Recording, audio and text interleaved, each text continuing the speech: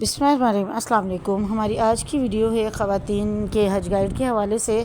कि ख़वातीन अपना हज जो है वो किस तरह से अदा करेंगी और ख़वातीन गलतियों का इर्तिकाब किए बगैर जो है वो हज के सफ़र को किस तरह से मुकम्मल कर सकती हैं। तो वीडियो को एंड तक ज़रूर देखिएगा क्योंकि इसमें जो है वो तमाम मालूमात आपको मिलेंगी हज से मुतालिक। पाकिस्तान या इंडिया वगैरह से जो ख़वातीन हज के लिए जाती हैं वो आमतौर पर हज तमत्तो करती हैं। हज के 3 अक़साम हैं जिसमें से हज तमत्तो जो है वो पाकिस्तान, इंडिया और बांग्लादेश वगैरह से जाने वाली जो ख़वातीन और हज़रात हैं वो इसकी नियत करते हैं। हज तमत्तो में जो है वो पहले जो नियत की जाती है वो उम्रा के लिए की जाती है, यानी कि हज तमत्तो के लिए जाने वाली तमाम जो ख़वातीन हैं वो उम्रे की नियत करेंगी और मक्का पहुंचने के बाद, उम्रा अदा करने के बाद अपने हराम को खोल देंगी और दोबारा से जो है वो जब हज के अयाम आएंगे यानी कि 8 ज़िलहज को जो है वो दोबारा से जो है वो एहराम की पाबंदियाँ उन पर लागू होंगी और वो एहराम पहनेंगी और इसी के साथ जो है वो हज की नियत करेंगी। लेकिन अब चूँकि रश का दौर है, बहुत ज़्यादा जो है वो रश होता है, तो जो मुंतज़मीन हैं वो 7 ज़िलहज को ही जो आज़मीन हज हैं ख़वातीन और हज़रात उनको वो अपनी अपनी रिहाइशगाहों से मिना पहुँचाने का इंतज़ाम करते हैं। तो जिस तरह से भी मुंतज़मीन की हिदायत हों उसके मुताबिक 8 या 7 ज़िलहज को जो है वो मिना के लिए जब ख़वातीन रवाना होंगी तो अपनी रिहाइशगाहों से गुस्ल करें या फिर वज़ू करके और एहराम की जो नियत है उसको कर लीजिए। तलबिया के अल्फाज भी ज़ुबान से कहें और एहराम की नियत भी अरबी में या अपनी ज़बान में जो है उसको अदा कर लें। इससे एहराम की तमाम पाबंदियाँ ख़वातीन पर लागू हो जाएंगी और जो ख़वातीन उन दिनों नमाज़ अदा नहीं कर सकती हैं वो भी जो है वो नियत करेंगी हज के लिए भी, और यही अहकाम जो है वो उम्रे के लिए भी है। उम्रे पर जाते हुए भी सिर्फ नमाज नहीं पढ़ेंगी लेकिन एहराम की पाबंदियाँ उन पर भी लागू हो जाएंगी और ज़िक्र अस्कार वो मुख्तलिफ जो इन दिनों में कर सकते हैं उनको अदा करती रहेंगी। और 8 ज़िलक़द को जो है जब मिना में उनका क़याम होगा ख़वातीन का, उसके बाद 9 ज़िलहज को जो वक़ूफ़ अरफ़ा का दिन है तो उसमें भी जो है वो मिना में फ़जर की नमाज़ अदा करने के बाद 9 ज़िलहज को अरफ़ात में जाना होता है हुज्जाज किराम को। लेकिन ये भी इंतज़ामी सूरत हाल की वजह से जो है वो अब 9 ज़िलहज की जो नमाज़ है वो मिना में पढ़ने नहीं दी जाती, अदा नहीं करने दी जाती है और हुज्जाज किराम को ले जाने का सिलसिला रात से ही शुरू हो जाता है। तो जिस तरह से भी जो है वो आपके जो मुंतज़मीन हैं उनके साथ आप कोऑपरेट करेंगे और इसी तरह से जो है उनके साथ सफ़र करेंगे। 9 ज़िलहज को जो है जो मेन जो वक़ूफ़ अरफ़ा का जो है वो अमल होता है और वक़ूफ़ अरफ़ा का जो दिन है वो हज का सबसे अहम दिन होता है। जिसने वक़ूफ़ अरफ़ा ना किया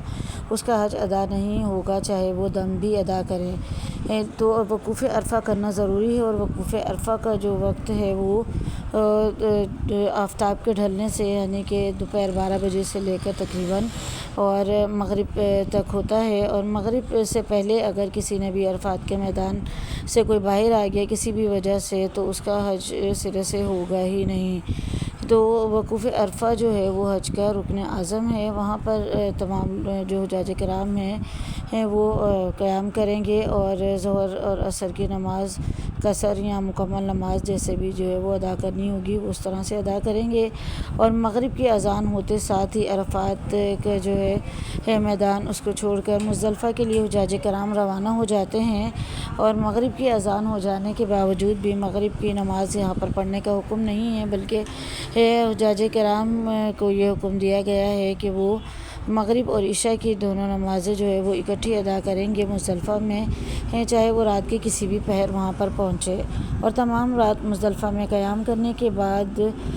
10 ज़िलहज की सुबह को जो है वो हुज्जाज किराम फ़जर की नमाज़ अदा करने के बाद मुज़दलिफ़ा से मिना की तरफ रवाना होंगे। और 10 ज़िलहज को जो है वो जो करने के काम है उसमें مینا میں جا کر سب سے پہلے جو ہے وہ بڑے شیطان کو یعنی رمی کرنا ہے، یعنی کہ اس کو کنکریاں مارنا ہے، اور اس کے بعد جب قربانی کا جو کنفرمیشن ہے وہ آ جائے کہ آپ کی قربانی ہو گئی ہے، تو اس کے بعد ہی جو ہے وہ قصر یا حلق جو ہے وہ کیا جائے گا، اور حجاج کرام جو ہیں وہ عام لباس میں آ سکتے ہیں، اور ان پہ سے احرام کی پابندیاں ختم ہو جائیں گی، سوائے ایک پابندی کے جو مرد و خواتین پر عائد رہے گی، اور یہ پابندی طواف زیارت ادا کرنے کے بعد جو ہے وہ یہ پابندی بھی ختم ہو جائے گی، اور اس کے بعد جو حجاج کرام ہیں وہ جائیں گے طواف زیارت ادا کرنے کے لیے مسجد الحرام میں، وہاں پر طواف زیارت ادا کریں گے اور اس کے بعد سعی کریں گے۔ اب جن خواتین کو ان دنوں میں جو ہے وہ نماز کی رخصت حاصل ہوگی، وہ خواتین طواف زیارت کے لیے نہیں جائیں گی، بلکہ جب ان پر سے یہ پابندی ختم ہو جائے گی اس کے بعد وہ اپنا طواف زیارت ادا کریں گی، اور ان کو جو ہے وہ اپنا حج طواف زیارت کے بعد مکمل کریں گی۔ اب چاہے جو ہے وہ ویسے تو یہ طواف زیارت جو ادا کرنے کا وقت ہے وہ 12 ذی الحج کی مغرب سے پہلے ہے کہ تمام حجاج کرام کو وہ جو ہے یہ طواف زیارت ادا کر لینا ہے، لیکن خواتین جنہیں نماز کی رخصت حاصل ہے وہ اس کو بعد میں بھی ادا کر سکتی ہیں، ان کے لیے یہ نرمی رکھی گئی ہے، اور انہیں جو ہے وہ بیت اللہ میں جانے سے منع کیا گیا ہے اس حالت میں۔ تو اس طرح سے خواتین جنہیں طواف زیارت کرنا ہے وہ کریں گی، اور جنہیں رخصت حاصل ہے وہ ابھی نہیں کریں گی، اور واپس جو ہے وہ حجاج کرام مینا کی طرف واپس آئیں گے، اور مینا میں رہتے ہوئے 11 تاریخ اور 12 تاریخ کو جو ہے رمی کریں گے، اور اس کے جو ارکان حج کے ان کو اس طرح سے ان کے ارکان مکمل ہو جائیں گے۔ اب حجاج کرام